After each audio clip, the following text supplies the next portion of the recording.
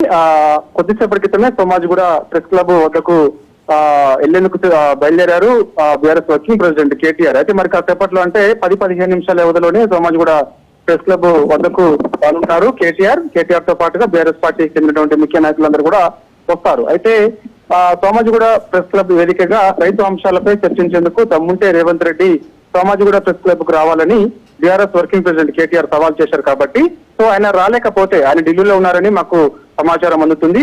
So ఆయన రాలేకపోతే మాత్రం వ్యవసాయ శాఖ మంత్రినైనా చర్చకు పంపించండి అని చెప్పేసి కూడా కొద్దిసేపటి క్రితమే సోమాజిగూడ ప్రెస్ క్లబ్ కు వెళ్లే సమయంలో తెలంగాణ భవన్ లో మీడియాతో కేటీఆర్ మాట్లాడారు.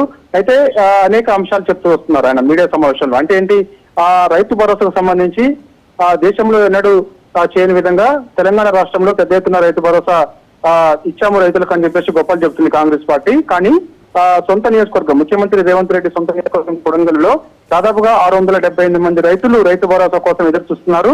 ఆ లిస్ట్ అంతా కూడా నా దగ్గర ఉంది.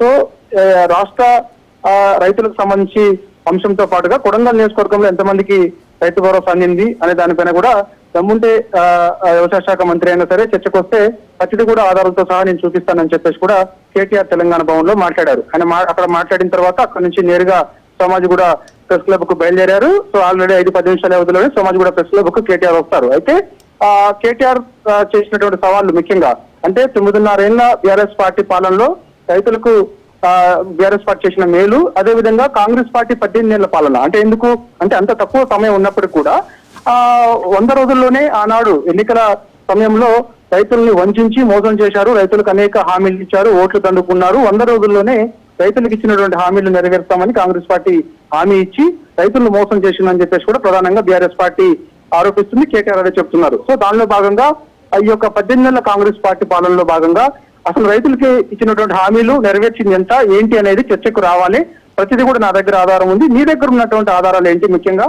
సో అందుకు వ్యవసాయ శాఖ మంత్రి చర్చకు వచ్చిన సోమాజిగూడ ప్రెస్ క్లబ్ కు నేను రెడీ అని చెప్పేసి కూడా కేటీఆర్ అంటున్నారు. కాబట్టి 5-10 నిమిషాల వ్యవధిలోనే సోమాజిగూడ ప్రెస్ క్లబ్ కు కేటీఆర్ చేరుకుంటారు. చేరుకున్న తర్వాత మరి చూడాలి, మరి అంటే కాంగ్రెస్ పార్టీ నుంచి ఎవరైనా చర్చకు అంటే కేటీఆర్ సవాల్ని స్వీకరించి మరి ఎవరైనా వస్తారా, లేదంటే కేటీఆర్ చూసి 1 గంటన్నర పాటు అక్కడే ఎవరైనా వచ్చేందుకు చూసిన తర్వాత అక్కడ మీడియాతో మాట్లాడతారు ఏందనేది కూడా మరి కాసేపట్లో మనకు తెలిసే అవకాశం అయితే ఉంటుంది. కేటీఆర్ అయితే మాత్రం తెలంగాణ భవన్ లో మీడియాతో మాట్లాడిన తర్వాత ఆయన సోమాజిగూడ ప్రెస్ క్లబ్ కు బయలుదేరారు.